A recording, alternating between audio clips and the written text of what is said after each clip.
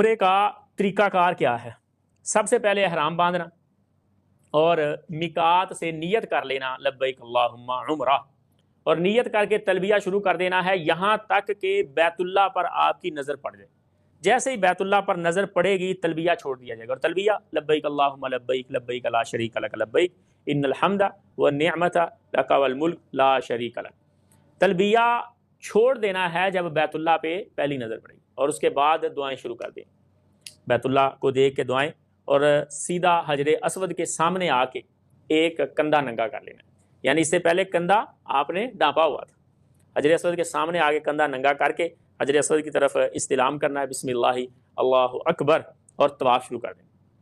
اب رکن یمانی تک کوئی بھی آپ دعائیں پڑھیں، قرآن مجید کی تلاوت کریں، جو کچھ مرضی پڑھیں، جب آپ رکن یمانی کے سامنے آ جائیں گے تو پھر رکن یمانی اور حجر اسود کے درمیان، یہ رکن یمانی حجر اسود سے پہلا کون ہے،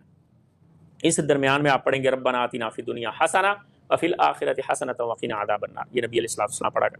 حجر اسود کے سامنے آ کے اللہ اکبر، پہلی بار بسم اللہ اللہ اکبر، اور اس سے اگلی بار اللہ اکبر، اور اشارہ کر کے چومنا نہیں، چومنا تب ہے جب آپ کا ہاتھ پتھر کو ٹچ ہو جائے پھر چومنا ہے، وگرنہ صرف دور سے اللہ اکبر۔ اور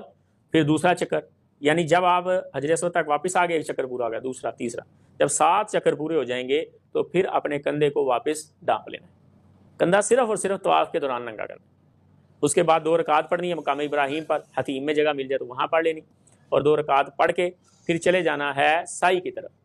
اور سائی کی ابتدا کرنی ہے صفا سے، جہاں سے اللہ رب العزت نے قرآن مجید میں ابتدا کی، اور نبی علیہ السلام نے بلکہ سائی پہ جا کے باقاعدہ پڑھا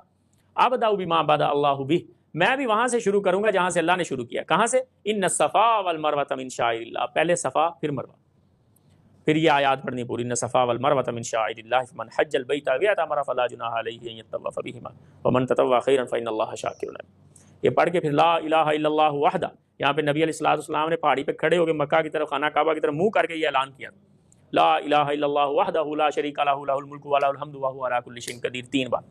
لا الہ الا اللہ وحدہ انجز وعدہ ونصر عبدہ وہزم الاحزاب وحدہ۔ یہ دعائیں پڑھ کے اور دعائیں مانگ کے پھر مروہ کی طرف چلے جانا،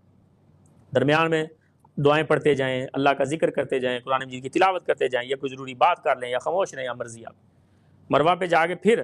یہ دوبارہ پڑھنی ہے لا الہ الا اللہ وحدہ لا شریک لہ لہ الملک ولہ الحمد وہو علی کل شیء قدیر، لا الہ الا اللہ وحدہ انجز وعدہ ونصر عبدہ وہزم الاحزاب وحدہ۔